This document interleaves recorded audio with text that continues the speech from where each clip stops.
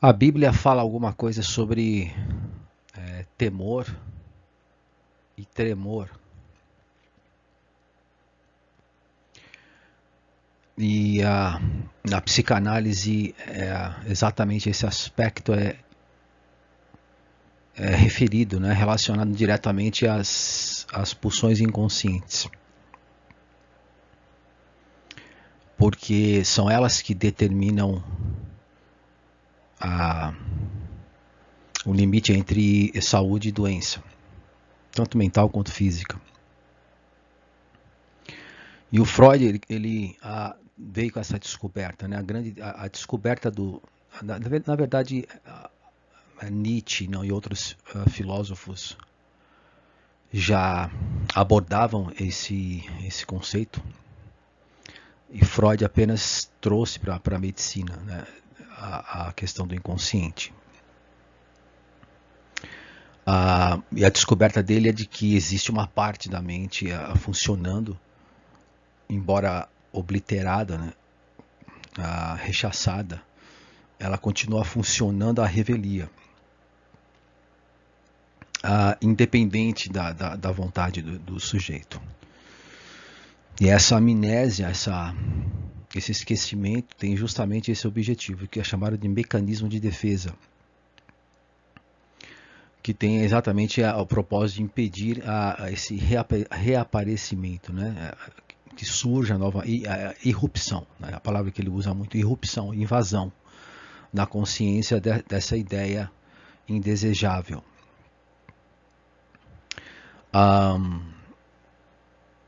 E essa manifestação se dá de três formas: atos falhos, lapsos, né? Quando você troca uma palavra por outra, sonhos e sintomas.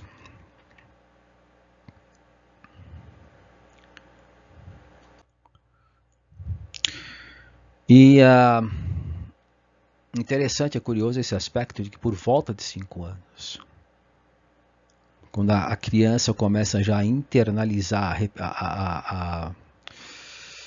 a criança repete, copia muito, ela começa a internalizar, incorporar a forma como os pais e o meio, né, a moral, para ser mais preciso, a questão moral é o ponto mais importante, que na psicanálise é chamada de superego,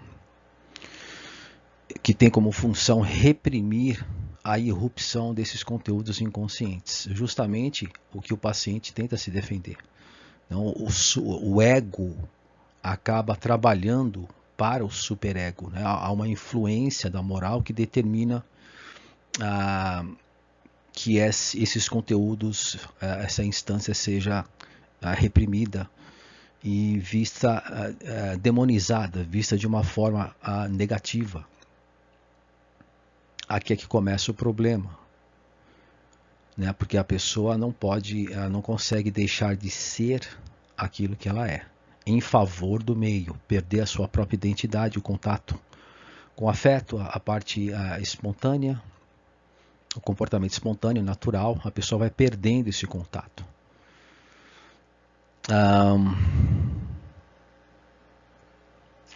Que mais aqui em relação...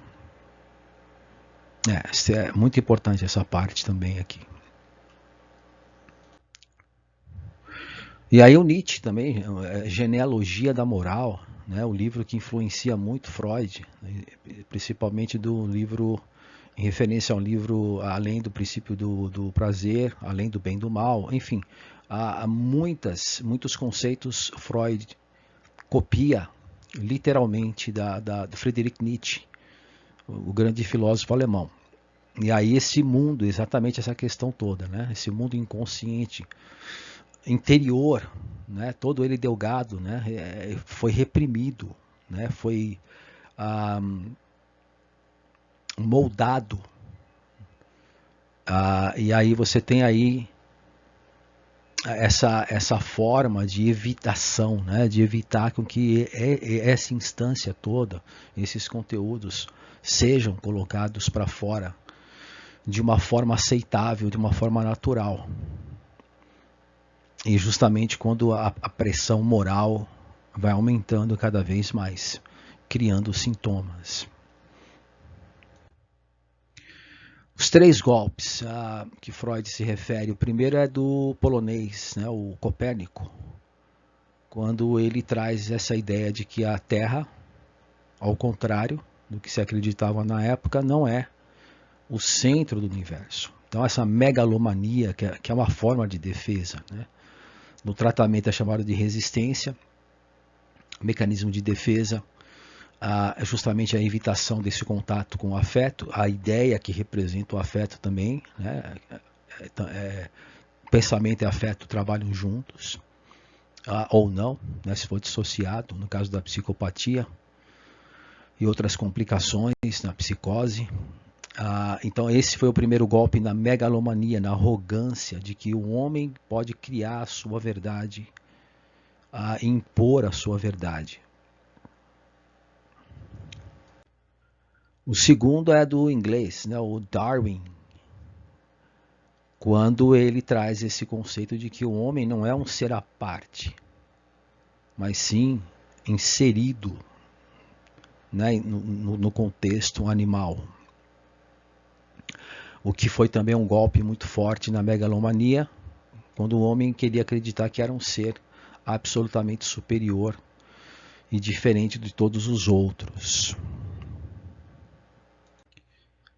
E o Freud, que veio, para mim, sem dúvida nenhuma, o golpe mais violento, porque o homem não é dono da sua própria casa, né?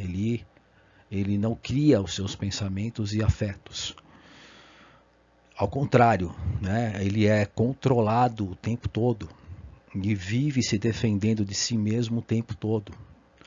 E essa frase do Freud aqui é muito interessante, quando ele diz que quem tiver olhos para ver e ouvidos para ouvir, convença-se de que nenhum mortal, nenhum homem, é capaz de esconder um segredo. O segredo inconsciente, não é um segredo que você sabe, né? Esse segredo que ele se refere aqui são as pulsões inconscientes.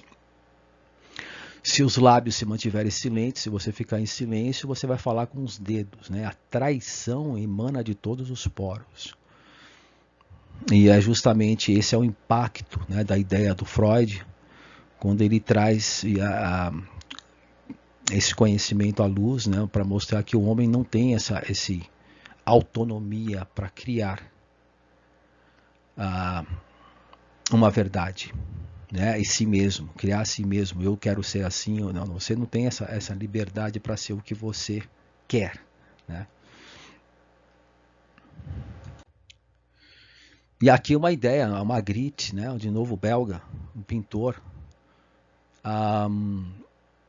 quando ele coloca aqui na descrição dessa pintura, René Magritte, ele diz que não faz diferença, né? Não faz diferença de ser uma pessoa ou real, né, ou uma maçã, porque nenhuma das duas, a pessoa não é o que você quer que ela seja. Essa é a ideia aqui do quadro, né? Então, pode ser uma maçã, pode ser qualquer coisa. O que você vê na pessoa é aquilo que você projeta na pessoa. Então, se você vira a pessoa do jeito que ela é, né, você vai ver que ela é uma pessoa à parte, ela não é o que você pensa. Mas as pessoas são o que nós imaginamos que elas sejam.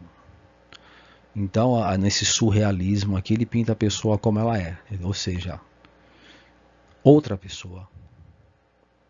E é justamente nesse ponto é que esse conceito do inconsciente é descrito, né? Porque qual é o desejo do inconsciente, o desejo do outro estranho que habita em nós? É justamente perceber que o mundo não é como nós imaginamos, que é o real, né? O real é isso. esse golpe no narcisismo, né? O Freud trouxe na verdade poderia se colocar assim dessa forma, né? Um golpe no narcisismo, né? Quando você reconhece que você não vê as pessoas como elas são e as pessoas também é recíproco, né? Elas não têm a mesma percepção. Então é isso.